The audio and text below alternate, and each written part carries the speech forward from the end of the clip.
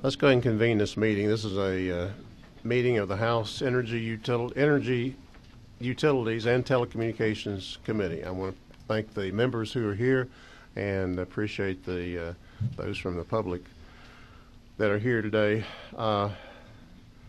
Before I get started with the agenda, we've had some losses on this committee since last session. And I would be remiss if I didn't mention those before we get started. And our vice chairman, as of last year, Harry Geisinger, as you know, we lost him. And Harry was he was actually, even though I'm old, he was older. He was a mentor to me. And he really provided so much knowledge and wisdom. And I miss Harry a lot. I miss him not just as a member of the committee and vice chairman.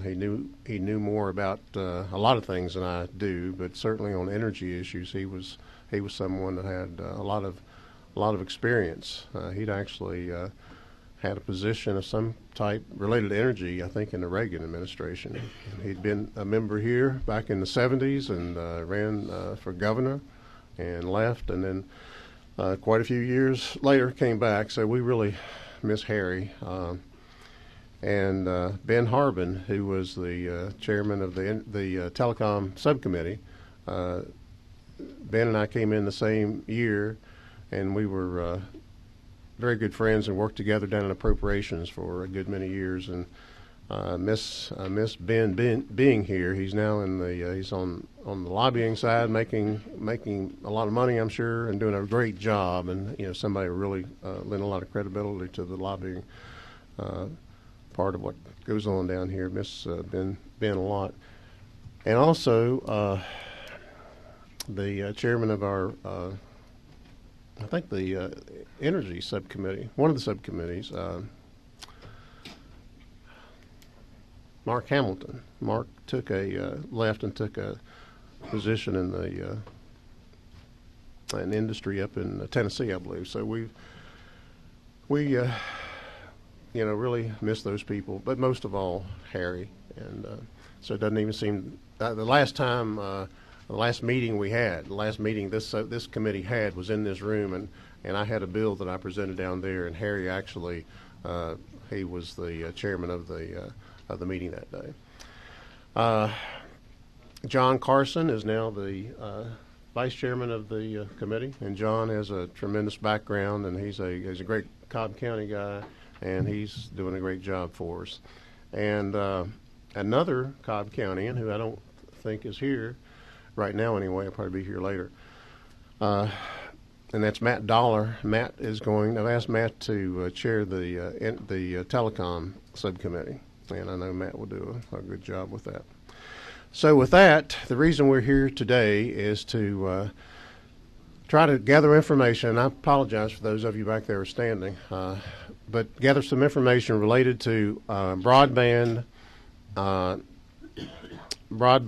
especially as it relates to rural parts of the state, portions of the state that are either not served or underserved when it comes to broadband. And I'm not going to say much. I would just ask that, and I think we have a sign-up sheet over here. If you would like to speak, if you'd like to make some kind of presentation, please sign up over there. What this is about is trying to get information. I know that it is an issue. I know it's a problem in parts of the state, and I don't know how big a problem it is. I don't know what the answers are. I don't know technology-wise what might be on the horizon that will help with this. I read and see a lot of different things that with different, I've seen something that one of the some segment of industries put out that says that their state is something like 98% covered with broadband, but that doesn't seem to be accurate. But we're not here to blame anybody, to accuse anybody or anything, nothing like that. This is truly a meeting to try to get information about where we're at right now, what industry sees as being on the horizon to occur to help with this situation, We also want to try to find out if there are federal funds that are coming in any way to help with this situation, and we are here to try to gather information. I would like to recognize Representative Susan Holmes. I didn't ask her to speak, but I know that Susan and I have talked about, Representative Holmes and I have talked about this issue a good bit over the last year.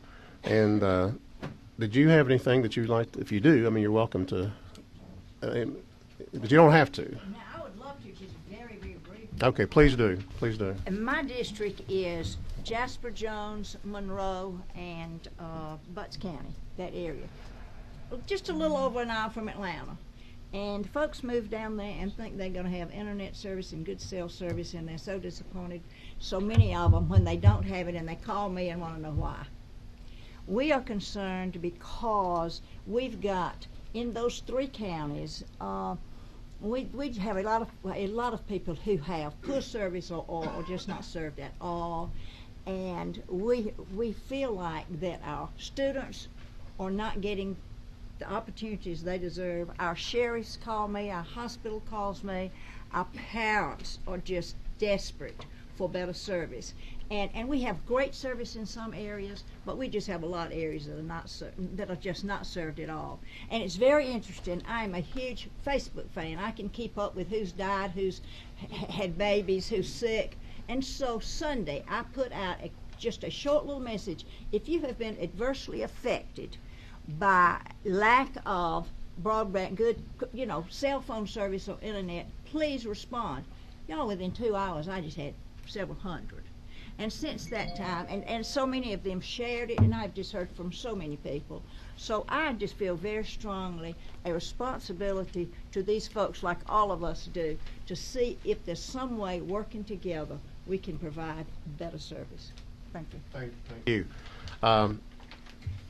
And I'm not here again.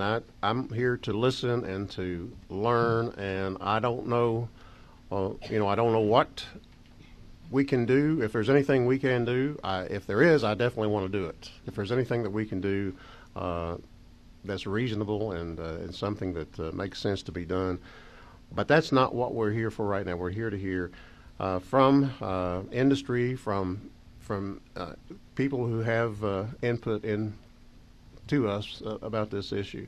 The only thing I guess I would say would be that I agree with what a lot of people say. It does. This is an issue. I live in Cobb County, and I can tell you I have no problem with broadband whatsoever. What I have is adequate, and if I wanted something more, I could get it. Just simple as that. It's there, and I think that's pretty much the way it is throughout Metro Atlanta. I think if you don't have, if you can get what you want, and if you don't like what you get, you can get it from some other source.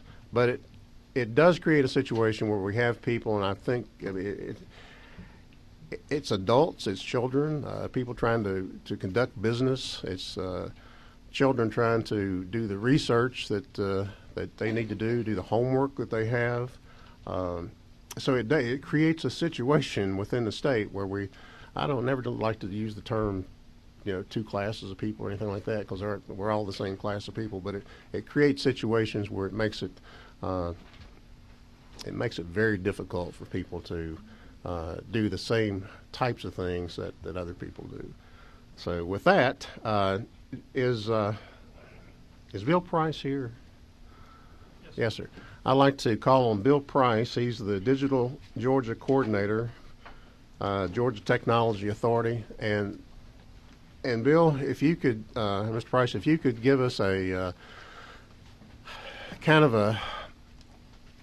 a broad view of what is happening in the state and what's available right now.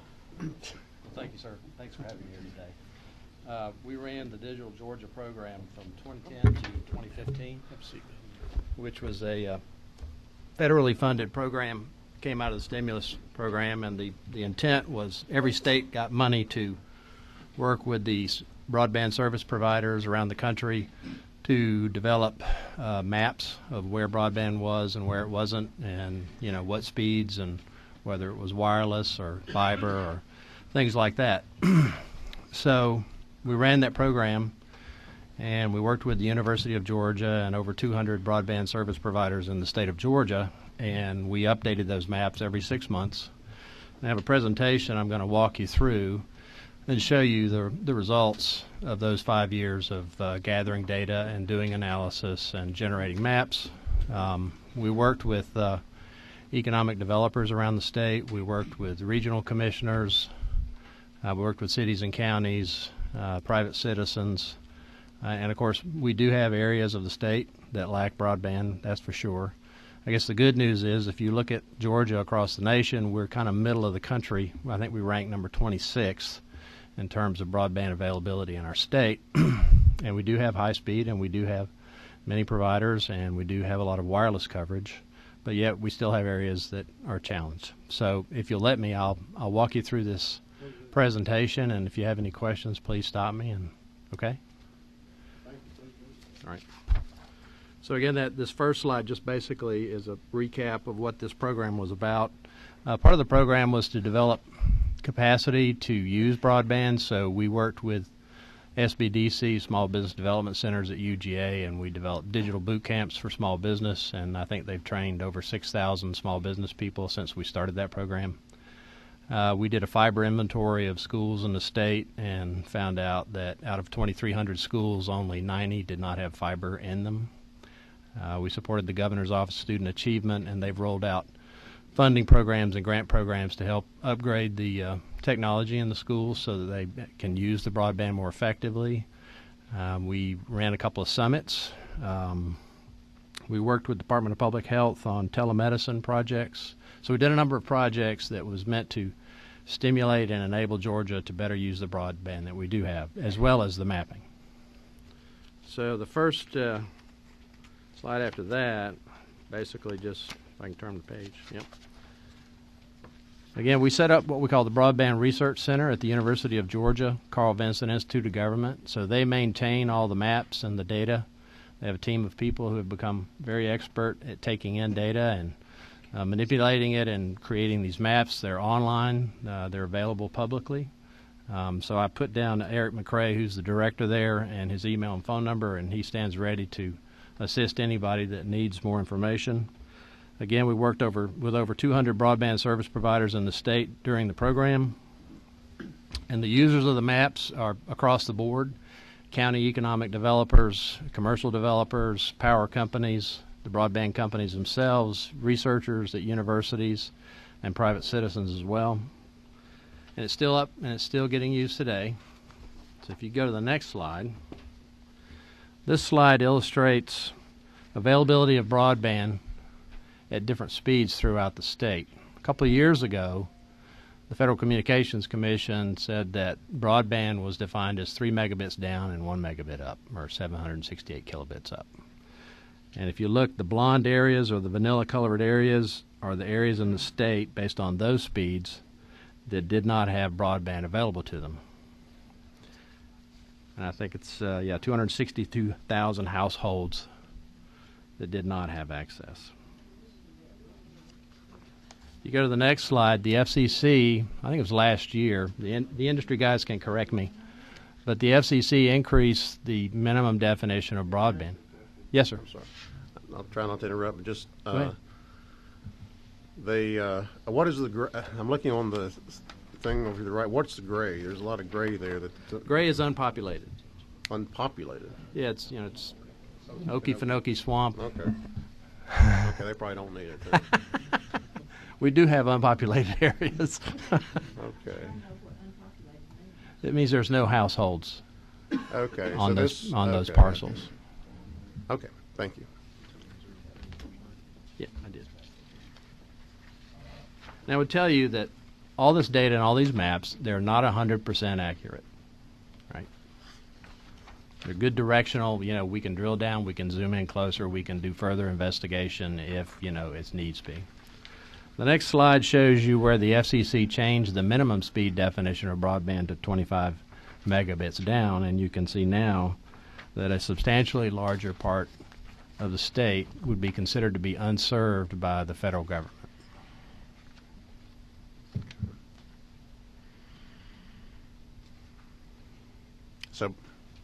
So by that definition, there are entire counties that are not served. Yes, sir. Okay. If you go to the next slide, we were working with Department of Community Affairs and the One Georgia Authority, and we mapped small businesses, rural small businesses in the state using the 25 megabit definition to determine who was served and unserved. And I would tell you that we use the One Georgia Authority definition of what is a rural small business, and they classify some entire counties like Chatham County, where Savannah is, as rural. So if you look at this and you see there's a lot of green served dots where you know there's cities, that's why. And Let me ask you this, and here, just for the benefit of myself too, but others, what exactly, when we talk about these speeds, the 25 megabit, what is that comparable to? What can you do with 25 megabits? Well, you can do email and basic minimal surfing with 3 meg down and 1 meg up, right? Okay. But if you're going to do a lot of video, you're going to do a lot of data transfer uploads. You're going to have a website, if you're hosting it, and you're going to have a lot of traffic. You're going to need more capacity, and 25 megabits represents, a substantial increase in capacity, right? Okay. Thank you. So what we did was we looked. There's about 900,000 registered small businesses in the state of Georgia, but most of those are sole proprietor and home-based and single employee and aren't really employing people and generating very little revenue. So what we did is we cut those out, and we looked at the small businesses that had 3 or more employees and had at least $150,000 in annual revenue. So this first slide depicts those small businesses that are served at least by 25 megabit or better. The one you're more interested in is the next one, which shows you the unserved. And based on the definition of small business and the rural areas, we have 74,746 who could not order 25 megabit or better service. Now, I would remind you that these maps and this data is based on what we collected by the end of 2014. So things have gotten better, but I just don't know how much better. Okay. Got a question. Yes, sir.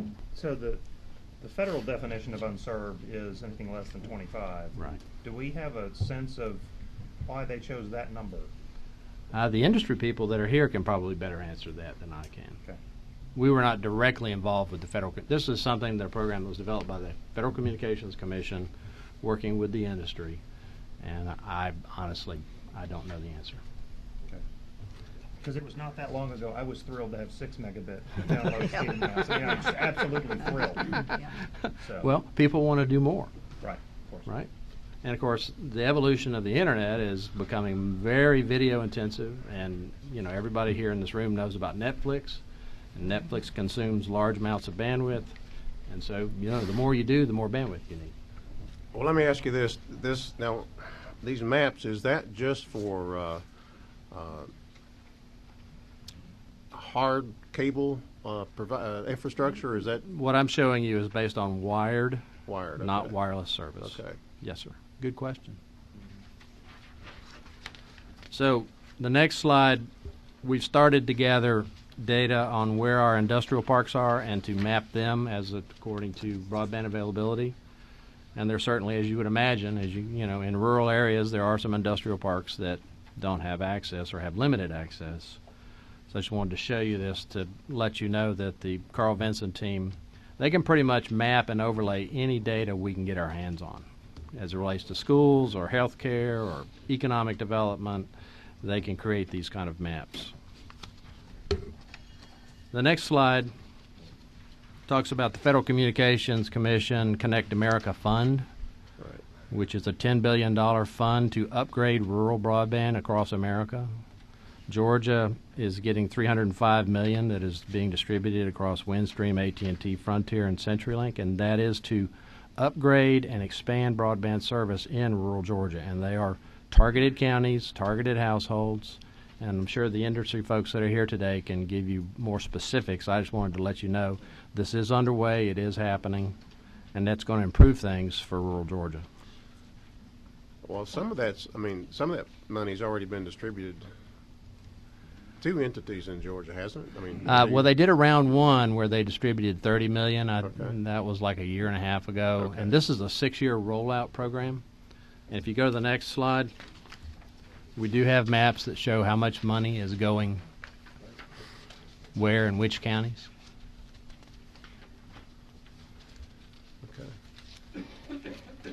Well, I'm asking you these questions because you're there right now, but I mean, I don't, but either you or somebody along the line needs to tell us, I mean, is this like a drop in the bucket, or is this a significant amount of money, or we need to have some idea of how. Well, I think the AT&T and Windstream folks who are getting the lion's share of that $300 million can address that Okay. more specifically. Who makes the decision whether? Oh, you go right ahead. Well, no, it was arrived at by the FCC as to which households and which census blocks and which counties were eligible for the amounts. So there was an amount for an upgrade, and there was an amount to expand service where it didn't exist. Okay. That's about the limit of my knowledge of the specifics, but these folks, they know it pretty well. So the last slide is really I just wanted to impart on you that it's very challenging to provide rural broadband. It really comes down to economics, right? And it's very expensive to deploy, and if there's not enough revenue, right, to make your rate of return and your shareholder expectations, and you've got large demand in large cities, you've got to make choices on where you deploy limited capital. So, I mean, this is an unregulated service, right? So, market economics drives where it goes. So, and a lot of times, in rural areas, there are consumers and there are businesses who want it. That's true. But there are also many who can't afford it. Right. Well, let me ask you, too, and here again, if you can answer it or somebody, the question's out there for some. Well, I've just lost my train of thought. I can't think what the question was. It was an important question, though. Senior moment. Senior moment. That's all right. I'll be here the whole time if you want to come Oh, back. I know what it was now. You had said that it's an unregulated industry, the broadband. But now, didn't the FCC issue a ruling last year that was, it was around the net neutrality issue that broadband would be regulated, at least at the federal level, like telecommunications in general? But that hasn't happened yet. Has The not industry is not regulated, not at the state level or the federal level. Well, I know it's not at the state level, but I was thinking that part of the what the FCC ruled on last year related to net neutrality. I mean, Yes. but I'm sure you're correct. I'm not Right. disputing what you're saying. But I thought, Well, they do have some oversight, and they can write rules. And of course, depending on who the chairman is and the commission itself, they can enact different requirements Right. on the industry, right? Okay. Well, thank you. Questions from the committee? Because you've done exactly what I was hoping you would do. Kind of give us a broad Yes, sir. brush picture of what what's there in the state, and these slides pretty well depict that. So, Okay. Well, I'll be here for the whole hearing if you okay. have questions later. Any questions? Any? Okay. Thank you. Thank you. Appreciate it. Let's see. I'm trying to. Do we have a sign-up sheet over there? Do we have anybody signed up on that sheet? Do you go take a look at that, please? I'm going to ask, is Mandy Underwood here? Yes, if you would come on up. Man, if you tell us who you're with.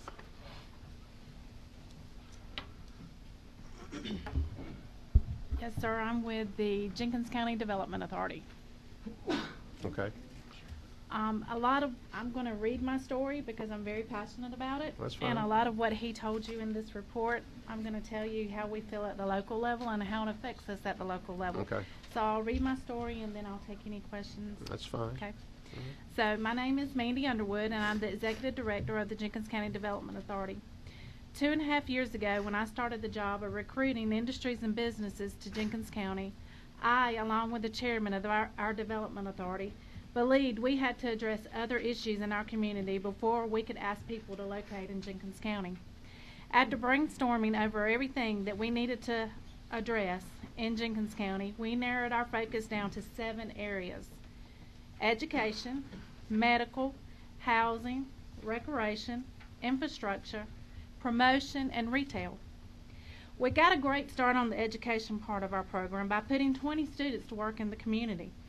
We partnered with the local hospital to provide mental health services via a telemedicine system. We promoted our county by erecting county entrance signs at 6 of the major entrances into our community. But the one area we found the most difficult to deal with was infrastructure. Let me give you an overview of our county. In your packet today, you have a map outlining Jenkins County, and I see that I think yours is in black and white. Everything in green is not served by broadband in Jenkins County. So all the white dots are the ones that are served. Everything in green is not served.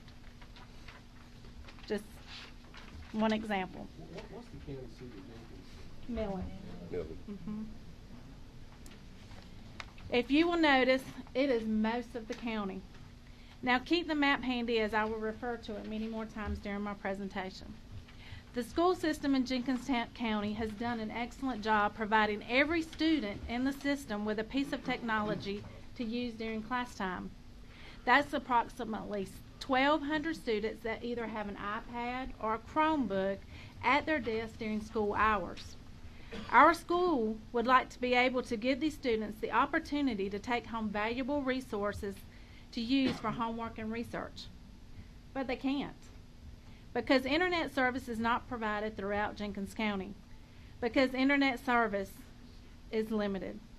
Therefore, limiting our education system, we preach as a state and a nation about increasing our test scores and our graduation rate, but you don't realize the underlying problem. These students living in rural Jenkins County don't have access to internet. Therefore, they may never make a difference in test scores or graduation rates. They're being left behind in the fast-speed world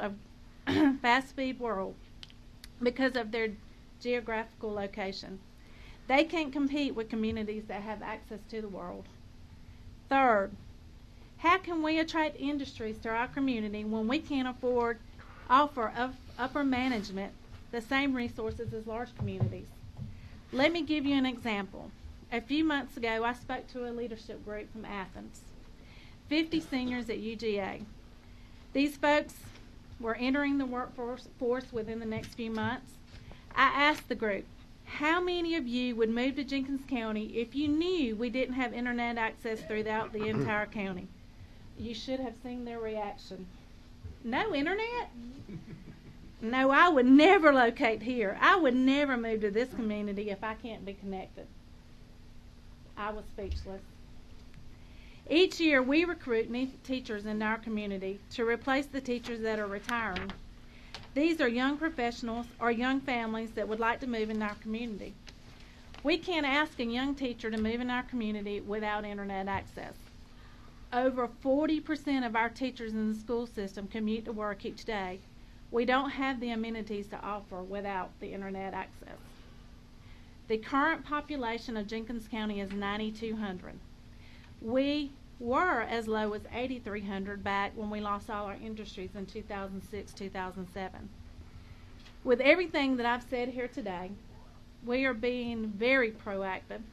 We partner with Planners Communication from the neighboring county to help us address our internet issues. We've also contacted AT&T and Comcast, but we're told by Comcast that they never extend services to rural Jenkins County, and AT&T just doesn't have a clue. But what's strange about that is that AT&T receives $700,000 in CAF money each year designated for Jenkins County, and that's right there in front of you. $713,000. But we can't see where they're spending any additional money on internet access to the rural areas. Nothing has changed, and that certainly can't answer those questions. They certainly can't answer any questions at the local office. Planners Communication applied for the same funding, but AT&T chose to observe their right to access these funds, therefore not giving planners an opportunity to access the funds. Can we not hold AT&T accountable to provide to our rural community? If broadband was regulated by the Public Service Commissioner, Commission, then just maybe they could do something to help our rural community with internet access and at least hold AT&T accountable. So, let me go back to the beginning.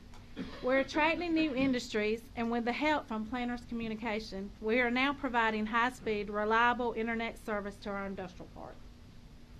But the upper management of these companies do not live in Jenkins County. They commute into the county each and every day. So, today I ask you to help rural, underserved Jenkins County and the other rural, underserved communities in the state of Georgia. Provide the funding or the access to funding that we can partner with a local rural telephone, and I say local, rural telephone company that understands our needs. Not AT&T. We're nothing to them. One last thing. See the map. I have another map in front of you. After doing much research about Jenkins County and the funding, this map shows Jenkins County here in the pink with all our green. But look at the 4 surrounding counties that surround Jenkins County. They're all in white. That means they're being served by internet access. And here we are with totally green. They're all being served by smaller telephone companies. Jenkins County sits in the middle of these 4 counties with no access at all. Key information to take away today. Those counties are covered by rural telephone companies and don't depend on AT&T. Thank you. Okay, that's your presentation. Yes, sir. Any questions or comments from members of the committee? I wanted to ask,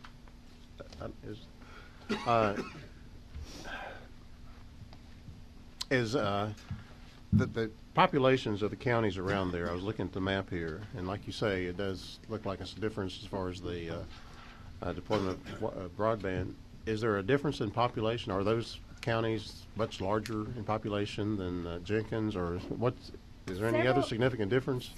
Yes, 2 of the counties are quite different in population, but Candler and Scriven County, not so much in population, but as far as rural, we're all considered very rural. Yeah. But their populations are, yes, a little bit bigger. And now in Jenkins County, is AT&T the regulated telephone company Yes, sir. there? It's a regulated telephone company in Jenkins County. Mhm. Is that correct? And that's the only phone service that we have. Okay, the only phone service Well, you have. Comcast does provide some within Okay. the county. I had, within the city. okay, I see it here now. I had you located on this other map. What about, is there any wireless capabilities? I mean, do you have self-service there? I do have cell service. If I stand in the right spot in my house, at Okay. the right window, lean the right way. Okay. Yes, I do. But I think they said in this presentation, we may have cell service and they may have the capability of getting a satellite service internet provider, but we can't. Our rural community just can't afford that. Okay. And one thing I don't want to do, I don't want to, here again, we're not here to accuse anybody or blame anybody. We're trying to get some answers. But if you would, because probably somebody from AT&T may come up to speak, if you can make it more clear, at least to me, about these funds that you said AT&T is getting, that in your opinion should be used for broadband. What exactly is that? I know just enough to be dangerous. All I Okay. know is that it's the Connect America funding that should provide. Now, what is Connect America funding? It's provided by the federal government. Is this the same funding that the previous gentleman was talking about? Mhm. It is. Some of it, I think he spoke about it in his presentation. Okay. And here again, I'm not. You may have to ask others about. I just know that that's all that is designated for Jenkins County. And how do you? And I'm not questioning. But how do you know that? How do you know that that's true? I mean, we would just like to know. How do you know about that? Is that something that's made public or okay? And how much again? 713,000. And that's total, or that's total out of these funds, right? Each year for 6 years. Each year for 6 years. Mhm. How much again? I'm sorry. 713,000. Each year for 6 years. Yes. And when did that funding start? I believe, I know they actually applied for it and got it this year. I don't know if they've had it in previous years. Okay. Well, I mean, it would take some time, even with funding coming in, to actually build some kind of infrastructure. So we'll see if we can find that out from. We've just been begging for you. You know, I understand. I so mean, we do. I'm just speaking on half of the rural community. And I appreciate you coming very much. We all do. It is. It is. You know, it is a. What about? Okay, let me one more. And those areas in your county that you said are served. What kind of? And that's all. What is served is provided by AT&T. Or Planners Communication. Or Planners Out of Communication. Sylvania, Georgia. Scriven County. Is that, what are they? What kind of telephone company are they? Are they a telephone company that provides regular telephone privately service, owned. or? Beg your pardon? They're privately owned. A privately owned company that's come in and built some infrastructure, and they're getting their compensation by charging for it. That's right. Well, why aren't they expanding it? And here again, I'm not trying, I mean, I just trying to put it all in perspective. Why wouldn't they So expand through our it? conversation with Planners Telephone, it's about $100,000 a mile to run Okay. fiber optics through the county, and they just don't have the resources. And I think what he said in his presentation earlier, even if they had the resources, they couldn't the return on investment is Okay. not there. We just don't have the population, you know, per Okay. mile. Representative Williams had a question. Chairman asked the first part of my question, which is about who are these hot spots that they're providing. You say that's mainly planners, but just out of curiosity, north of Burke County has got a lot more ridge showing. Is that the same providers there, or is that different providers? And I know Plant Vogel's there in the north end, so that could be driving a lot. It is. I'm not sure about Burke County. I know Planners Communication is also trying to go into that area, but I think they're AT&T. So it's just odd that just on the county line there's some red showing. It's just sort of odd that there's pockets of it Right. and not a continuous line. I agree. I think Coach Williams has a question. Yeah, thank you, Mr. Chairman. What's your average income per household? About 25,000. Okay. Is this a area that have a lot of plantations, something like that? How many plantations you have in that area? None? Old plantation homes. Well, Or owners. Farming. We have lots of farming areas, and our whole community is mostly agriculture. Well, okay. Is that? No. A plantation owner, like the owner of a, like a plantation. Probably Just one or none? two. One or two? I'm not positive. Okay. So they own most of the majority of the land there, right? In that county? Are they the owners of most of that land in the county? No. Timber companies. Oh. Yeah, a lot of our timber companies are farmers. Oh, okay. Thank you. Okay. Well, thank you. I do, here again, I appreciate it very much. And and you raised some very good points. I guess what I'm kind of establish here, I don't want to, and I understand your problems, what you see as problems like AT&T, and I don't want to we don't want to take our time here. I mean, what you presented is fine. I have no problem. Thank you very much. But I don't want to get in a situation where we're responding to each other's comments. What we're really looking for from you and everybody is some Just information.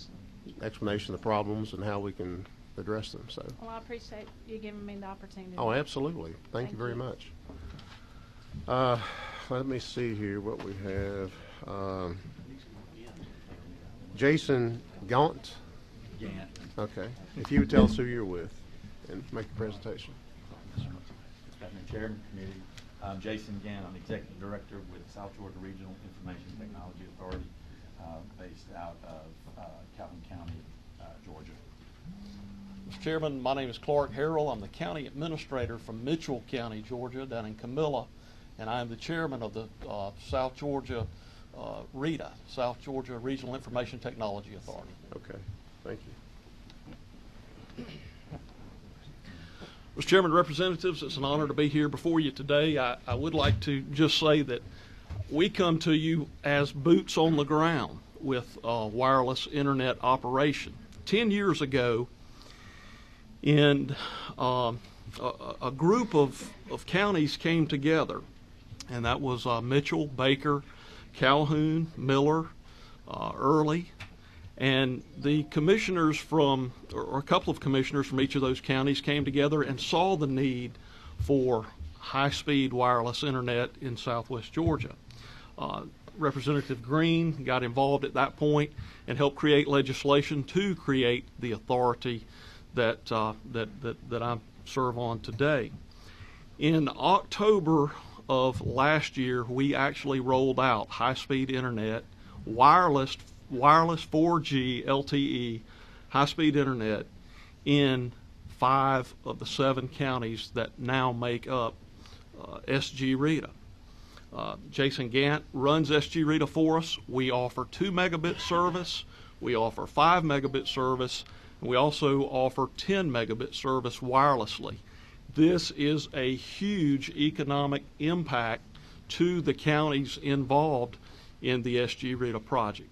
Now, from a challenge standpoint, what is the challenge? It is funding and continued funding, and we continue to look for funding. Just yesterday, I had a phone call from a county commissioner in Thomas County, Georgia. Thomas County has high-speed internet as a whole, but in these rural counties, it's needed. It's needed for the economic development and for the continuation of rural businesses in Georgia. With that, I'll defer to Jason Gant for the operations side of SG Rita and would be available to answer any questions you have. Thank you. Thanks, Chairman. As Mr. Price mentioned in his earlier presentation, of the unserved households, we represent close to 70,000 of that population. As Chairman Harrell mentioned, we rolled out the service in October of 2015 with the 2 meg service, 5 meg service, and 10 meg. Because as it stands in our community right now, we have 3G on the wireless side with the local carriers, the AT&Ts and Verizon. We don't even see a 4G signal unless you go into the city itself. And with the propagation studies and the lay of the land, once you leave Main Street in most of the cities, we lose a 4G signal. So as he mentioned, 10 years ago through legislation, we were able to pull this across the finish line in October. But I think the most important aspect of it is not only did we stand up and activate 22 wireless LTE sites in October, we also pulled 160 miles of fiber optic cable in the ground that encompasses these counties. And with Representative Green's support and the counties, we're proud to have that. Our challenge now is we do have the infrastructure, but as we go out and we've identified the vertical sectors, education being number 1, healthcare, financial sector, we are seeing the needs, and we're embracing the various boards in the communities. But what we see is the lack of funding for us to continue to move forward. I mean, we've given the kids, they don't have to drive to McDonald's now to utilize Wi-Fi and hotspots. We now have afforded them the ability, the reasonably priced services with no caps on their data to be able to utilize our internet service. But we're limited on our capacity today, and additional funding is really what we want to kind of deliver today to continue to help saturate the market of those 70,000 plus homes. We want to be able to offer it to every one of them, but we do have some operational challenges. And as CAF 2 has been mentioned, which is that Connect Home funding, that goes to your larger incumbents. We're not seeing that funding, so we are really looking forward, from the state and various entities, ways and means to help us establish new means of funding to continue to evolve our service and our infrastructure. Again, we've identified the markets. Since October, we've onboarded close to 500 customers through our wireless internet service, and we continue to add 5 to 7 a day. But that's only going to last for a certain time because we're going to experience some capital challenges to continue to evolve our infrastructure. Mm-hmm. We have a question. Is Coach? Well, a question on the comment. I appreciate your presentation, Mr. Price. I was born in Mitchell, but I grew up in Baker. So a little place outside of there called Elmerdale, Georgia. Know exactly where it's at. And I figured you would. But anyway, I do have AT&T service. But when I go down to visit my aunt and other relatives, I'm disconnected. But I take a friend of mine Verizon phone and stay connected. So I hope you get the funds you need to help serve those other 70,000 people in that area. Thank you, Coach. Thank you, sir. Mhm. Thank you. Let's see, Representative Dudgeon, do you have a? Yes, Mr. Chairman, thank you, and I apologize for coming in late. I had a bill in another committee. So if this may have been answered by other speakers, I apologize. But just curious, the financial model you're operating under, so you need more money on the capital side. Once you get operational, is the money you're charging the customers up to keep the basic operational costs for that for that customer to be met?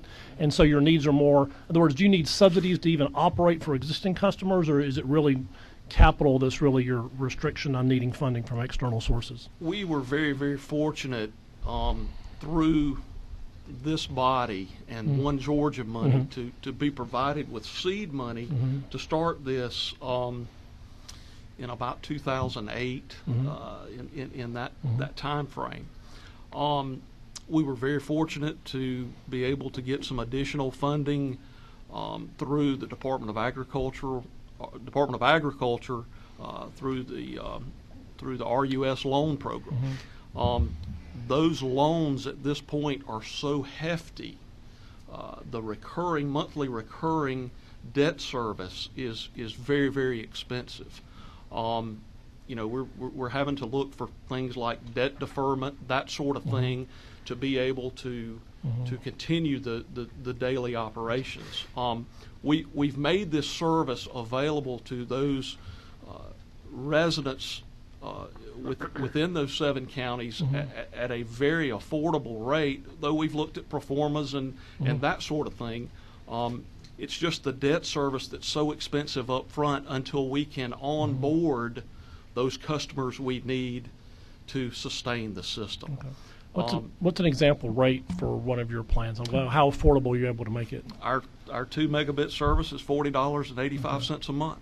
Okay. With no caps on our data. Yeah. Okay. Unlimited, and people can stream Netflix videos and YouTube videos with 2 megabit service. I've seen it. The smiles on these school kids' faces. Those children that are able to use the devices for gaming at 2 meg. It's just truly amazing. I'm CTO of a gaming company online, so I appreciate that. I will say also I've been a huge proponent of my last comment, Mr. Chairman, if you'll indulge. Worked with the governor and the Department of Education for the past several years since I've been in the legislature on getting the money to put the 100 megabit broadband at every school system, and then we've got another One Georgia grant coming in this supplemental budget, which hopefully vote out tomorrow, which adds some more money in getting that from the school system into the classrooms and getting it into where the kids can actually use it. So I concur with the ability of broadband being a sort of necessary infrastructure like water and roads and all the stuff that we're used to being necessary infrastructure. But I'm interested to know how we get a sustainable model, and that's kind of my question. In other words, are you always going to need money for now and forevermore to keep it running, or is there if we get enough capital and get enough, is there an over-the-hump scenario where it becomes sort of its own thing that can take care of itself over time? Yes, sir. Representative, there is certainly a sustainable number. And Jason, you've run the numbers on that. Yeah, we're looking right now, it's a great question, at roughly around 1,000 customers a month. We based it on a kind of an average of our low-end service and our high-end service. So if we're able to ascertain around 1,000 to 1,200 customers and provide that customer satisfaction, anybody can provide customer service. Sure. But we give them a body to talk to. We give them a local face to talk to. Okay. It's really garnering us a lot of additional support in the community. Okay. So thank you. What's your annual revenue? Yeah, if you will, direct your questions to the chair, because there's some other people who have questions. Representative Holmes, I think you had a question. Very quickly, I just want to say kudos. I think this is the most wonderful example of counties working together. And Representative Green, thank you, sir. This is just really a super good story. And I would like to, I think Jason Shaw was here, to see if y'all would come and speak to our rural caucus on February 10th and tell us how you've gone about doing this. We would love to hear from you. Be glad to. Thank you very much. Representative Williams, I'm sorry. I'm so sorry, sir. This is my first meeting. I'm glad to be on this committee. I don't want to start out in the doghouse. And just further into Representative Dudgeon's questions, just trying to get a grasp on how the mechanics of this industry work. What's your capital outlay to date this system? Right now, on the wireless alone, is around $3.5 million, and that's 22 4G LTE towers, and then there's another $2 million, and we have in 144 count fiber optic cables that traverses this 144 strands of fiber we have in the ground that traverses the 6 counties. And that's the 160 miles of Yes, fiber sir. for $2.5 million. Yes, sir. Okay, so it's not $100,000 a mile, like we've heard from the previous testimony. I'm assuming that's not, maybe connections or to the household, maybe that's added into that. And Yes, just this is strictly what they call dark fiber. It is not, there's not bandwidth on the fiber today. It's simply a cable, bare bones cable in the ground. and then what's your monthly or annual revenues? Monthly, right now, we're around a little over 20,000 a month, and since we went live in October 15th, we started around 6,000 a month. So we've had a huge spike in our monthly recurring, and we continue to add 5 to 7 customers a day. And just final question, I misheard. What are the rates per customer again? The 2 megabit service Right. is around $45 a month. $45. Okay. Yes, sir. Unlimited data, and then the 5 meg is 60, and the 10 meg is 85. Thank you. Okay. Yes, sir. I just have a question or two while you're there. Tell me again, I know basically the area you're talking about. What are the counties that are involved in that? You said, I think, Baker. Baker, Mitchell, Early, Calhoun, Seminole, Miller, and Terrell County.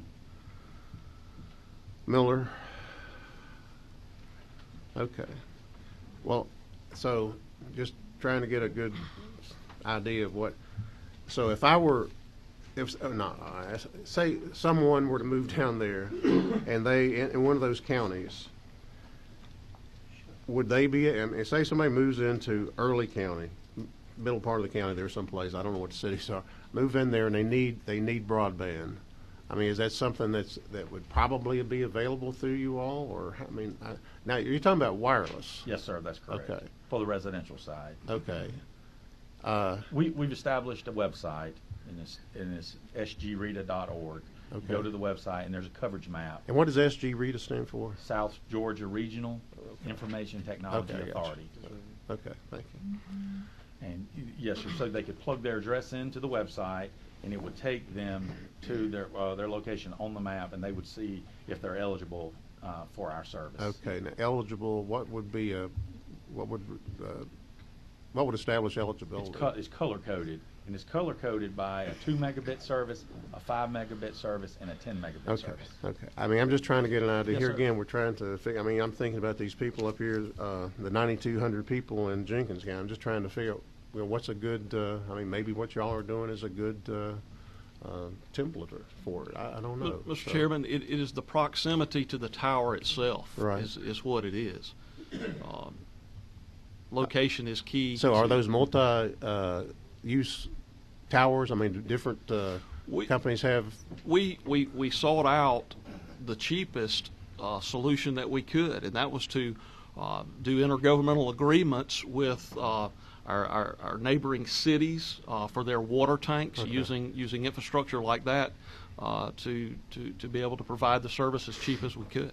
Okay. So what we have right now, based on testimony we've had so far, we've got a area down here in southwest Georgia that has something that is accomplishing, to at least the degree that financial resources allow, this to happen, what we're looking to accomplish. Is that fair to say, I think? Okay. Maybe fair to say. Okay. All right, any other questions? Thank you. Appreciate it. Thank you, Mr. Chairman. All right, we have some folks from the we have somebody here from the Cable Association, the Cable Television Association, I guess it is.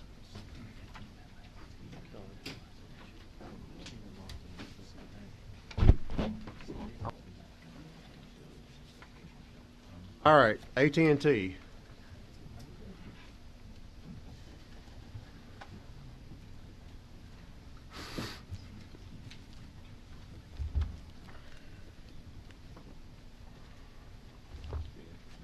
Decided to be very low tech.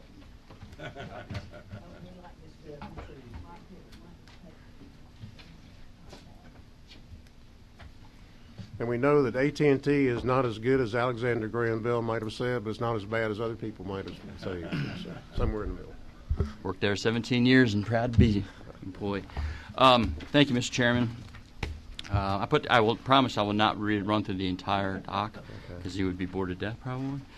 But I do have some important updates that I heard earlier presenters mention some things that are on the horizon. I wanted to share those with the committee.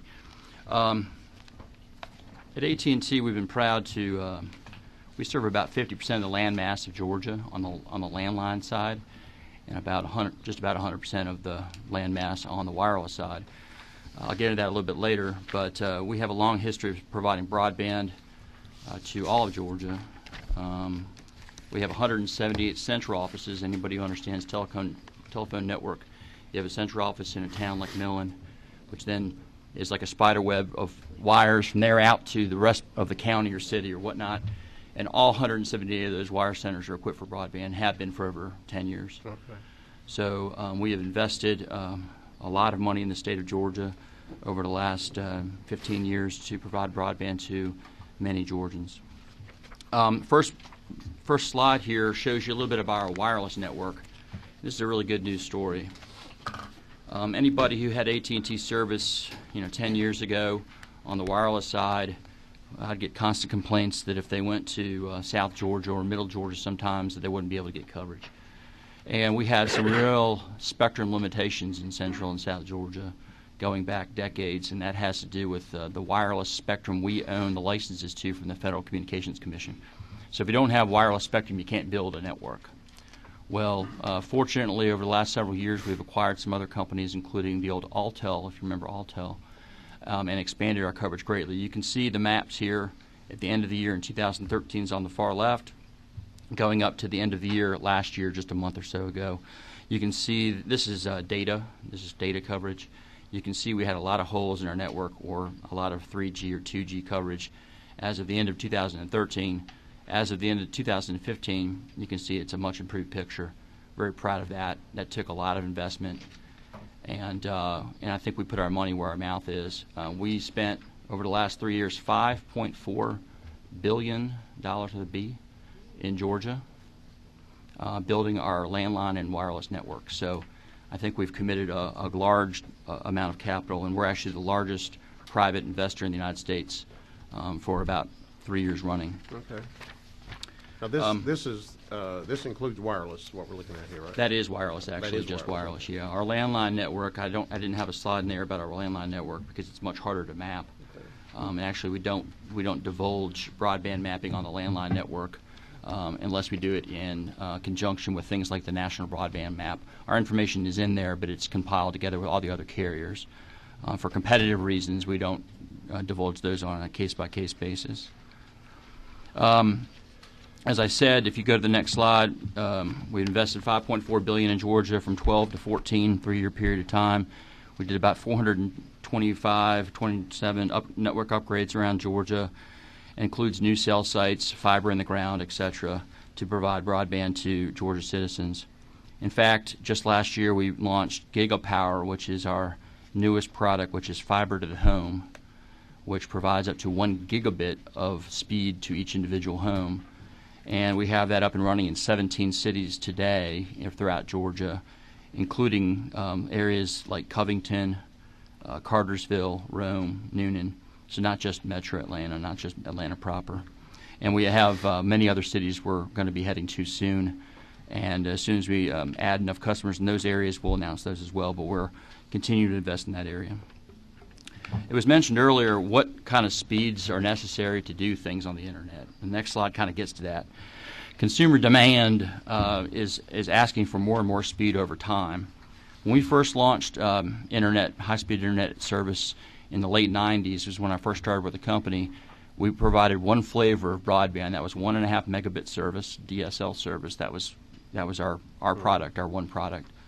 Over the years, it has expanded to 3 and 6 megabit DSL service.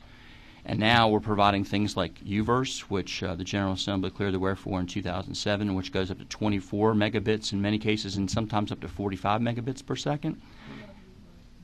Thank you. We got one lover of UVerse over here. Appreciate that, Representative.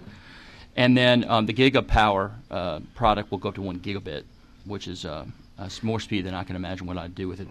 But the chart at the bottom of that slide, I think just reiterates what your last testifier had mentioned. Was this is from Netflix, and it says, what kind of speeds do you need to be able to watch Netflix or watch video on the internet? And they say to watch standard definition television, you need about 3 megabits.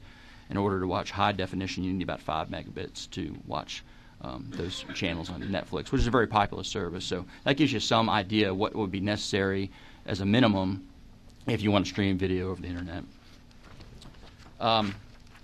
There was a lot of mention of the CAF2 or the Connect America Fund.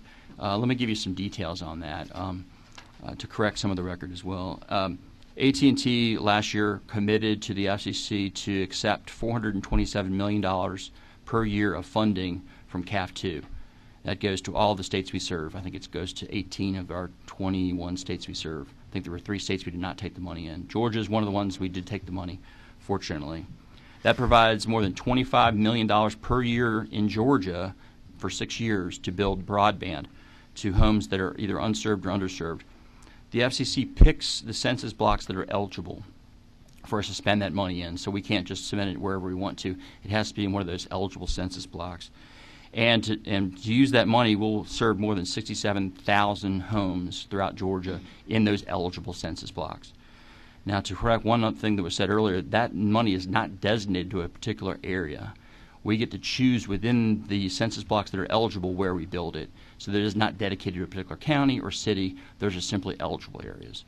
So we will make the choices, the market-based choices as to where we provide that service, but we will serve 60,000. Our commitment to the FCC is to serve 67,000 homes by the end of that 6-year program, which previously did not have internet service. How are we going to do that? Next slide talks about that. And this is actually a new technology which I think has a lot of potential for rural Georgia. It's called fixed wireless. We're going to serve those homes not based on plowing fiber into people's yards or through $100,000 to get a mile down the road, like earlier testifying. This is going to be done through our wireless network. We're going to provide some internet access through our wireless network that is portioned off from our traditional wireless network, and it will provide service up to 10 megabits downlink and up to 1 megabit uplink. That's the minimum speeds required by the federal government for the CAF2 funding. We will use that. We're actually in trials right now, and actually one Georgia market is one of our test markets for this product to make sure it works, proof of concept before we actually go to market with it. We're pretty excited about this product. We think it has a lot of functionality, not only just for CAF2, but we hope to have it available in other areas in the future as well if the concept proves out. And we think it's a great solution for rural Georgia because of, rural any state, frankly, is very difficult to serve. It's very expensive. You have lack of density, and you have there are 2 things with broadband you need. You need the physics to work, meaning distance is not your friend. The longer the wire is, the more the signal attenuates on the wire. So you have to have a fairly short wire if you're going to use wire. Of course, fiber gets over your wiring issue, but of course, putting in fiber optics is expensive. And then the other thing you have is you have obviously a funding issue. It's obviously quite expensive, as your earlier testifiers mentioned. Providing broadband service in rural Georgia is very expensive. Any state rural broadband is expensive. And like I said, I don't think we've underinvested in the state with $5.4 billion in the last 3 years. But obviously there's more demand than there is capital to spend on such demand. I guess that's a good news story for us, is that people want our product and more people want it than we can provide it to. That's a good news story, but we're making some real dents in some of these issues with this new fiber placement and this fixed wireless product. I won't go through all the rest of the slides. Those are provide you some good statistics. I will, however, mention to you that based on the national broadband map, which is compiled by the federal government, they say today in Georgia 92.8% of Georgia households can get 10 megabit or better service. So yes, there are 7.2% of Georgia households that don't get at least 10 megabits per second. Those are national, federally compiled statistics. There is a gap there of 7.2%, and the industry is working very diligently at trying to close that gap. But those are probably the most expensive and most difficult to serve, quite frankly. One thing I did want to mention in rural Georgia, there's a new program we just started recently, and this gets to the issue of economic development. We heard over the years of people who run development authorities around the state who wanted us to somehow make a commitment to serve their industrial parks with fiber. So if we were able to entice a manufacturer to come into our county, how can I make sure that they can get fiber at our industrial park? We just started a new program called AT&T Fiber Ready, which means it's a certification that industrial parks can seek from us. We work together with them, and we actually let them use a logo that says your office park or your industrial park is fiber ready. So you'll know when you bring a client to your industrial park, you'll be able to get the fiber when they need it. So that's a new program we just rolled out late last year, and we'll actually be making our first announcements in Georgia here in the next few weeks. We'll have our first industrial authorities entering that program. We're pretty excited about that. If you skip forward a few slides, one of the things that was mentioned earlier about agriculture is becoming more and more dependent on broadband, especially wireless broadband. If you ask people from the Farm Bureau and other organizations, they'll tell you that one of the most recent developments in agriculture is the use of the Internet of Things, or sensors, wireless sensors that can be used throughout agriculture to help increase productivity of the farming community. And we think there's a lot of applications there, especially now that we've now extended wireless broadband pretty much throughout the state. We think there's a lot of application in the future to help the farming community and increase their productivity. I think the question this committee will probably struggle with as they mull what has been said today is what things can the General Assembly do to help expand broadband more rapidly throughout Georgia in areas that don't currently have it. And if I was a legislator, that's what I'd be thinking at the end of this presentation. So the last slide here is just 3 suggestions that we have. There are things that we believe that would be beneficial for the General Assembly to do. First of all, I have to praise the General Assembly has been excellent in being very progressive in telecom policy over the years to eliminate a lot of the barriers to entry and to serving Georgia. One of the things I think needs to be mentioned is that any provider, be it telecom, cable, wireless, as long as they have a spectrum, can serve any area of Georgia. So we don't have exclusive territories anymore in our world. Our world can be, our service territory can be entered and is entered all the time by other telecom carriers. And that's a free market economy, and that's the way it works, and we work with that. And that has been the case since 1995 in Georgia when the General Assembly passed the Telecom Competition Act. And so just because we happen to be the incumbent carrier in a particular county doesn't mean any other carrier can't come in and serve those folks if they see a market demand that could be satisfied. So that's one thing the General Assembly's done in the past, which is phenomenal. The second thing you all have done in the past is you've created a lot of incentive for video competition. In 2007, the video franchise bill, we've served over 1 million homes now for video that we served 0 back in 2007. Now we serve over 1 million homes with video that is a new product, and that's our UVerse product, which is an incredible ramping of a deployment for just a few years. I think the 3 things that I would ask the General Assembly to focus on as far as how can they get more broadband throughout the state is continue to reduce the barriers to network deployment. What I mean by that is we've come to you over the years and asked you for help on things like tower permitting. Chairman Parsons carried a bill a few years ago, had to do with streamlining the tower permitting process. That's been very helpful in expanding wireless broadband throughout the state, and continued efforts in those areas would be very helpful. And also, we run into a lot of problems sometimes in local governments as far as just getting permits to put fiber in the ground, things like that. So streamlining and standardizing those processes are very helpful to us. We know then what we can expect when we enter a market and what our costs will be. So the more you can standardize that process and make it predictable, the more investment you'll see in rural Georgia. The second is simply encourage more folks to, even be it your local government or be it just your local community, to adopt broadband when it's available. Obviously, the more people who use broadband, the business case changes the numbers, and all of a sudden those rural areas become at least profitable or marginally profitable, where we can enter those markets. The third thing you can do, which about 22 states have done around the country, is to eliminate the sales tax on broadband network investment. There's a map right behind this slide that shows you the states that have done that. There are 20 states that do that for both telecommunications and manufacturing. Those are in orange.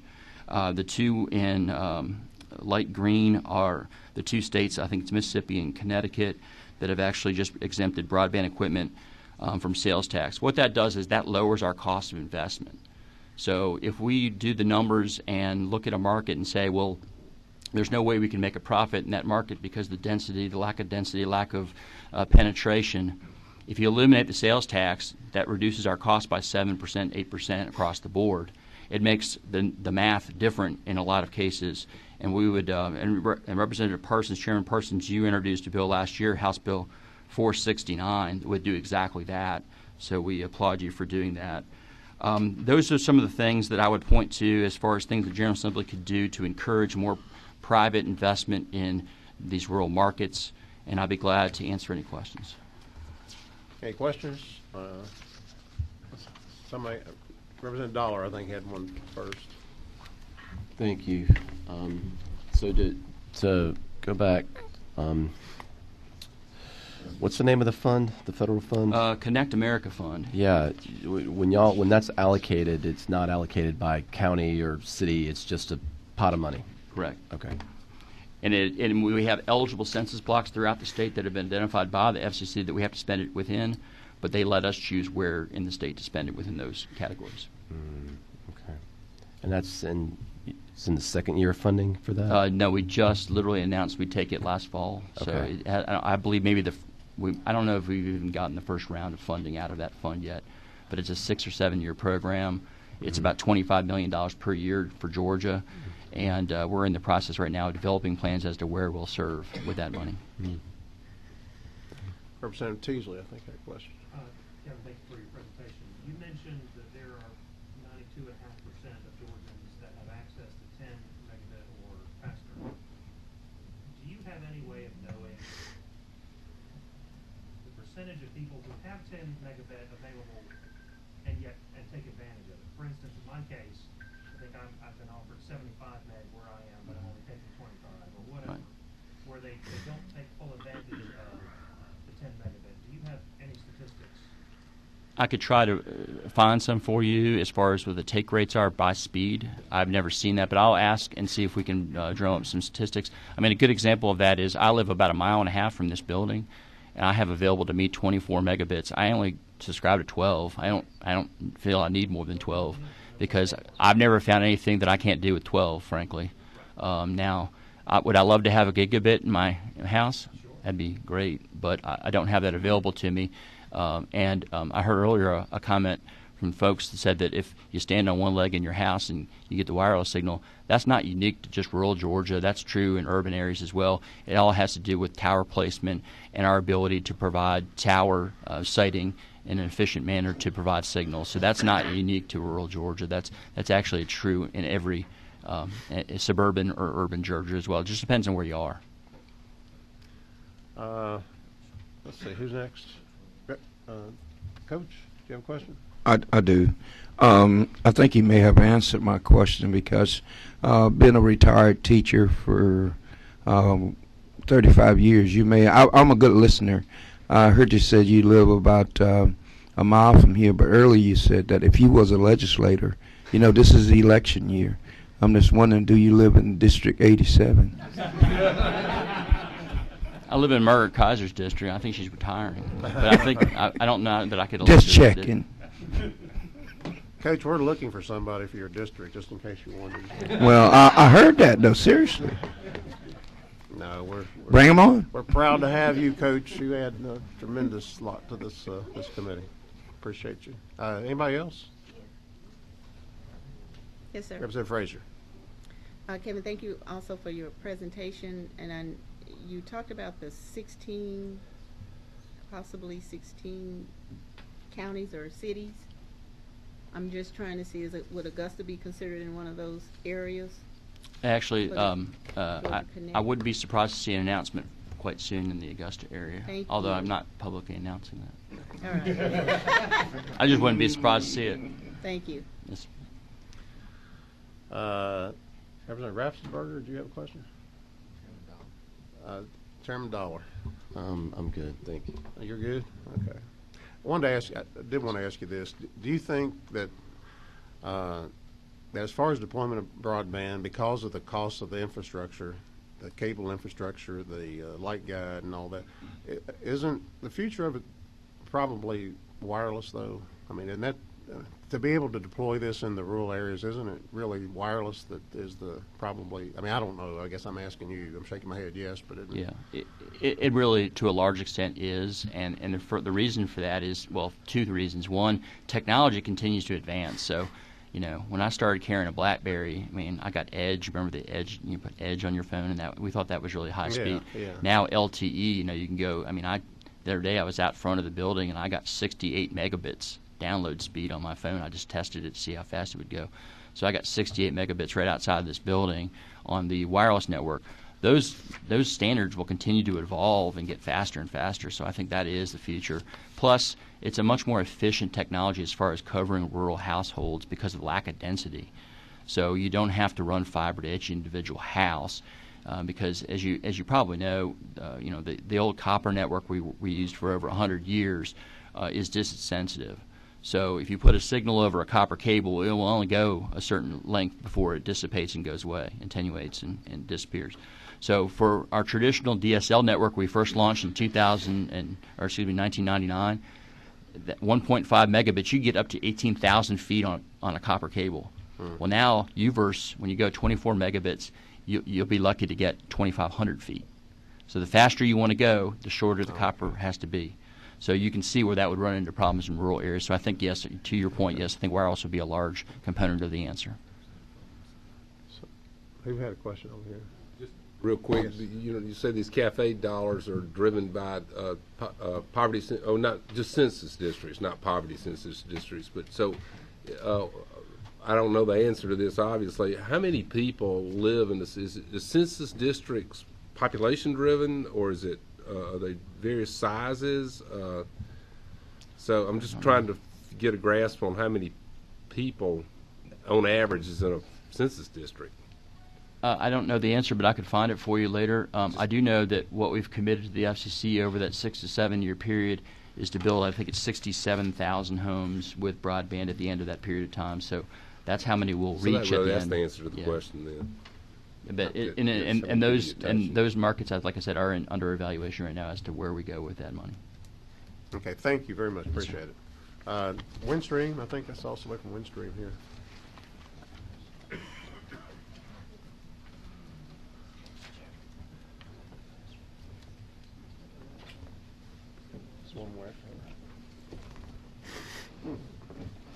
Good afternoon, Mr. Chairman and committee members, and thank you for this opportunity to briefly speak before you. I think a lot of what I'm going to say has already been covered, but just to kind of give you an update of where we Windstream are in terms of what we're doing here in Georgia. We are a rural provider here in Georgia. All of our coverage areas in the rural markets, and we cover a good bit of the land mass of the state of Georgia. And often we are the only provider in these service areas because, as has been discussed earlier, there simply isn't enough customers to attract another private provider who can also make a business case. I think SG Rita very aptly described the cost issues that come with serving in rural areas, and they're not just specific to their case. We all face those type of cost analysis when we're looking at serving rural areas. Since 2013, Windstream, which is a wireline-only company, has invested in the state of Georgia about $120 million in infrastructure, and $97 million of that was strictly related to broadband. We saw an explosion of use in our markets, and so we quickly reacted and started investing in our broadband network. These investments have been targeted to drive increased capacity to support the growing consumer demand, improve speed profiles, improve reliability, and future-proof our core network. As a result of these investments, some consumers who did not previously have broadband now have access. Congestion in our network, which was a problem, has been remediated, and Windstream has deployed new VDSL technology to bring premium speeds to some customers and small businesses around the state of Georgia. Of our footprint here in Georgia, approximately 97% of our customers have access to some level of broadband service. 89% of those customers are now served by fiber-fed facilities, and I think AT&T did a good job of describing why fiber is a better way to go. And we have, with funding and additional plans, to grow that number to 95%. Right now, as of the end of 2015, December 2015, about 16% of our households can get premium speeds of 50 megabits, 75, or 100 megabits to their homes. And we're obviously investing to grow that number throughout this year. Approximately 73% of the households that we serve are now serviceable by 10 megabits or greater. As Mr. Price talked about, Windstream is a recipient of the Connect America Fund Phase 2 funding in the state of Georgia. We agreed to accept $24.8 million over 6 years, and that will allow us to support broadband at speeds of 10 megabits down and 1 megabit up, which is the requirement for the funding for 64,721 locations. As AT&T indicated, those are at the census block level. That was designated by the FCC, but we do have some leeway of choosing where to put the money based on how our network is configured. Just a couple of statistics regarding Windstream. We serve about 620,000 households here in the state, and like I said, our footprint is all rural, so we're from North Georgia to South Georgia and everywhere in between. And we continue with our investments. We have a network first strategy that was implemented by our new CEO, and so we are focused on upgrading our network to make sure that we continue to meet customer demand and that we can provide the services that our customers require. Thank you. Let me ask you this: as a telecommunications company or a telephone company that you are, to provide telephone service, that's what you do. You're not even in the wireless business, is that right? I think that's what you said. It's purely correct. We are not in the landline. wireless business. So where you provide service, do you have an obligation? You have an obligation to provide basic telephone service to anybody in that area. Is that correct? I mean, somebody has to. I mean, somebody has to have an obligation to provide. If somebody moves on top of a hill or something, somebody has to have they have to be able to get telephone service. I think that's a basic requirement, unless it's changed. For those who are only subscribing to right, that's just what I mean. the R1 service, right. And in Georgia, as in most states in the Southeast, retail services like that are largely deregulated. So there's limited oversight from the PSC on the retail side. Okay, I'm not following you then. I thought that if you had for the R1 only customer. So R1. if we your plain old telephone service. Yeah, POTS. Yeah. Okay. Well, I guess where I'm trying to go is, so when you invest, whether it's money that comes in from this federal program or your own money or money that you borrow or whatever, when you all, and I'm not trying to trap you, I'm just trying to trying to get established in my mind, and hopefully members of the committee, how when you invest more money in broadband, would you invest in broadband? Would you invest in expanding the service out to more people that don't have it, or upgrading the bandwidth to people that already have it where it's more profitable? I think we do both. We look at both scenarios. Our goal is to give our customers the services that they desire. So obviously, if there is a business case to give people higher speeds, that makes more sense than expanding it into some of the pockets that are just very expensive to serve and don't meet the business case. Then we're going to put our money where it best benefits. Obviously, the more people that get connected, the better we are. Yeah. And then those business cases where customers are very far at the end of our network become more doable as we get more people connected. Yeah, and I'm not really not picking on you, but I mean, or your company. I'd see that as a possible problem with deploying broadband, because I can see how that would happen. If you were a telephone company, it's a lot easier to buy more multiplexers and put some light guide between your central office and some outlying places where you'd have your multiplexers. I mean, which increases the bandwidth, which you can increase the bandwidth for a set number of customers tremendously, increasing your revenue. And here again, I'm not picking on you. Just happen to be there right now, but I mean, I see that as a possible detriment to this whole thing, because it makes more business sense to do that. And those people out there who that have telephone service, but they don't have broadband, you know, just kind of neglecting them because. Well, and if you look back at some of the federal programs, they were geared to bring more people on the network, and so we have done more to bring more people on the network. Obviously, the more people we have on the network, the better we are as a company. Yeah. So we have expanded our broadband reach, and as technology changes and as we upgrade our core network and our network with fiber, it allows us then to look at just a change in electronics or things like that that make it more cost effective to then serve those customers at the end of the network who are in the very expensive areas. So I think as technology changes and grows, that we'll be looking at solutions that will allow us to get those customers on our network. Yeah, I mean, here again, I'm just trying to put things in perspective, because to me, and it just happened to be you sitting there right now, but I'm just to me, it's more important to get broadband to more people than it is for a set number of people to be able to watch more Netflix. That's how I see it. And in some cases, depending on the structure of our network and how it's built out, that's exactly what happens. We bring more people on the network by extending the network to those who currently don't have broadband at all. And I appreciate your presentation. I really do. And I appreciate Windstream.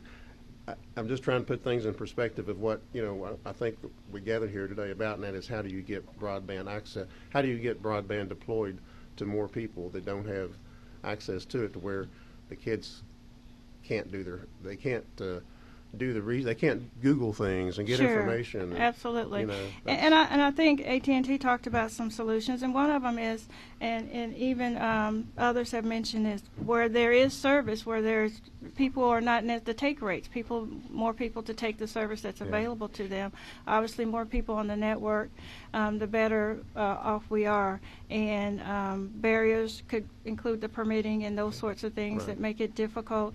But cost is an issue. And I know it's not just an issue for the incumbent provider. It's an issue for anyone who would come in and compete, because you have to build that network. And as S.G. Rita said very aptly, I think, is you not only have to build it, you have to operate it, and you have to maintain it. Okay. Well, very good. I appreciate you. Any questions from members of the committee? Yes. There was a discussion about the census blocks. Could we get a copy of that? I'm sorry, I didn't hear. There was a question, or it was part of about the census blocks. Could we get a map of that? We So get a we see what was request. available? Yeah. Who was speaking about that? AT&T? AT&T. Yeah, if they can help us with that, it'd be great. Thanks. Thank you very much. Appreciate it. Thank you. We have one more signed up. Somebody here from GTA? Yes. Okay.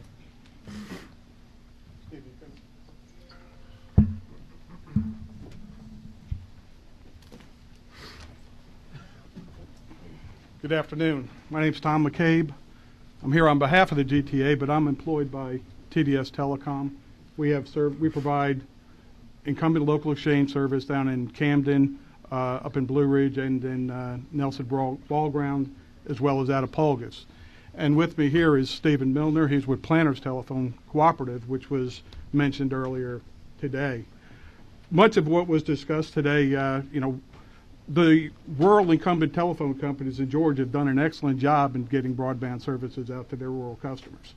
Many of our customers, we have Pineland Telephone Company, Pembroke Telephone Company as an example. All of their customers, about 3,100 of them, have access to 100 meg service. They're all fiber to the home. I believe Bullock Telephone Company is as well, and much of Planners has fiber to the home. Most of the rural telephone companies, the big difference is that the definition of broadband changed. So all of a sudden there's this big belief that customers don't have access, and that was already been addressed throughout. Probably 90+% of the residents in Georgia have very good access to broadband services. Now, there are a lot of customers that have congestion on networks and things of that nature. We all see that, rural companies see that out on the fringes of our networks. Many of us, several of us had participated in the Investment and Recovery Act by the federal government a few years back, in which we were able to get federal grant money in order to bring broadband out to unserved areas.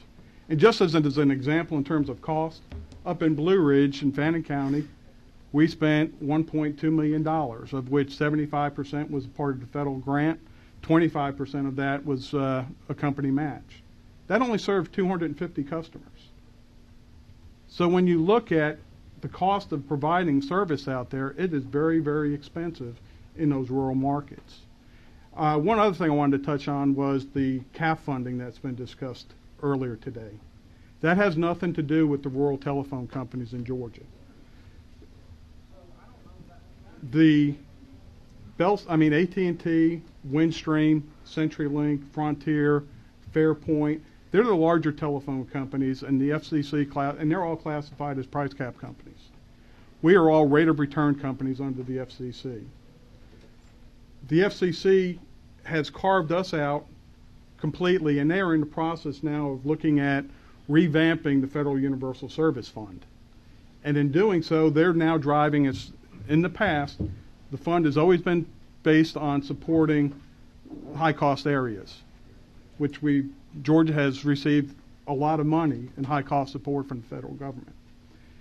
And it's been a great benefit to us. And we've also built our networks out, which actually is going to be a detriment to us as we move into CAF 2 for rate of return companies. The FCC right now is looking at modeling rural telephone companies. Georgia stands to lose about $20 million. So while discussions were made of AT&T, I forget what figure that they're going to be seeing in CAF 2 funding, the Georgia companies the rural companies may be looking at losing $20 million in funding over the same period of time. Why, I'm sorry, I didn't mean to interrupt. Why is that? I'm not sure I understand why. Well, there is $2 billion that is set aside in the federal high cost fund, and the FCC has repurposed that money to drive broadband out in rural areas. Because a lot of the Georgia companies have been investing in broadband as opposed to, say, some other states, that money now under the model gets allocated to those other states. Now, it's still unclear because the decisions haven't been made, and I think we may be seeing a decision in the next couple of weeks. But Georgia, rural companies will still be getting high cost support. We don't have to opt into using the model. But the problem that happens if we don't use the model, the FCC still has $2 billion worth of money available, and so they're going to reallocate that somewhere else, and there's just going to be less coming from those companies that are not a part of the model. For example, my 3 companies in Georgia, we will lose $4 million in high cost support under the FCC's model. So that's money that we won't be able to be investing into our network. Now, we've all been rural telephone companies. We've all been arguing, trying to get the FCC to put more money into the fund. I don't think that's going to happen, but that's pretty much where we stand right now. Any questions from members of the committee? Comments to the gentleman before we let him go? Any questions? I don't see any. Thank you. Is there anybody else? That's all I think I have on the sign-up sheet. Is there anybody here in the public that wants to share anything with us? Any concerns? Any knowledge on how things could be done better? How broadband could be deployed more effectively? Where money is? Maybe you can tell us where we can get some money to pay for more of it. Anything at all from the public, we would love to hear. That's why we're here. Anything at all? Yes, sir. We called upon you a while ago, but you were out doing something else. Mr. Chairman, Michael Wall with Comcast. Ladies, gentlemen of the committee, just want to let you know our fearless leader, Stephen Lofton, I think he shared with you, Mr. Chairman, yes, is out. I think he caught the stomach bug from one of his kids and decided, given how hot this room is and how tight it is, it's probably a good idea not to be here. Probably a good idea. I do know we're on the Rural Caucus agenda to speak as an industry about this issue, and we know it's concerning to most of you and is to us as well. We look forward to being a part of the resolution. Cable is, in fact, most of you know, was born as a rural provider. Those who lived in the city got their broadcast signals from the antenna. We thought it was a good idea to string some lines out there and get it out to the folks in the valleys so that they too could enjoy television. That was our beginning.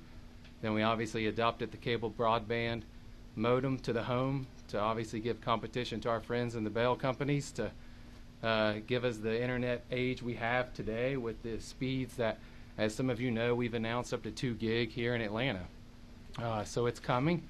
We're very excited about where Georgia sits, just like our colleagues at AT&T and Windstream and so many others that have come before you.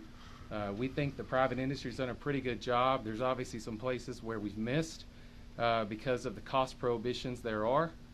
We look forward to working with our friends in the cities and the counties to resolve those, whether it be a public-private necessity, some type of means to work together in that regard, finding county buildings or city buildings to serve in order to fit that right payback model, if you will, for the companies. We're definitely interested in this conversation, happy to be a part of it. My company itself was born in 1963 in Tupelo, Mississippi with 1,200 subscribers. Today we serve 27 million. We're an American dream, and we're very excited to be here. There were some comments made about school. One thing I'll say is cable's been in the classroom for 50 years. We look to stay there, and one thing that we're trying to do is we have a program that's been in place for 5 years now called Internet Essentials, which allows those kids who don't have the means for internet at home to get those. And those are through our footprint. If you are an underprivileged student on free and reduced school lunch, you pay $9.95 and we'll service your home with a 6 meg downstream speed of internet. So there is an opportunity to do that as well, to extend the learning outside of those school walls to the homes. So with that, I'll yield for any questions. Any questions? I don't see any, but thank you very much for coming. You're welcome. And we hope Stephen gets better real quickly. We do too, because we were all sitting next to him yesterday. Now everybody's not going to sit next to me. Well, we had this meeting because we're concerned about, that there are people in the state that don't have access to broadband, and that some that do, that the bandwidth doesn't meet the requirements that they need to do the things they need to do. I'm especially concerned, of course, as we all are, about all aspects of it, whether it's conducting business, children doing research, adults doing research on the internet. All aspects of it is a real concern, because it's something that we, most of us, take for granted in this day and time, and we just take it for granted. And of course, the gentleman from AT&T is correct too. I mean, sometimes I know I go to my daughter's house, and I usually end up having to go to the front porch to use the cell phone because that's the only place I can get any. And it's not all rural. It happens. There's certain aspects of it that affect all of us, but we're concerned about it. I want Representative Holmes in particular. I want to thank for bringing this issue up, and we're concerned about it. I'm concerned about people in Jenkins County that can't, or any other county in the state that don't have access to broadband. And I think it really is a very important issue because it is something that kind of divides, the haves. I mean, it's almost like the haves and the have-not. It's not money in this case necessarily, but it's something that's extremely important for day-to-day activity. I would ask the members of the committee that if there are questions that come up in your mind that you didn't ask today, or when reflecting back on what some of the presenters had to say, if you would get those to me, and we'll continue to pursue this as far as trying to get information. As I said at the beginning, this isn't something we were looking. There is no legislation that I know of right now to do anything because I don't know what it would be anyway.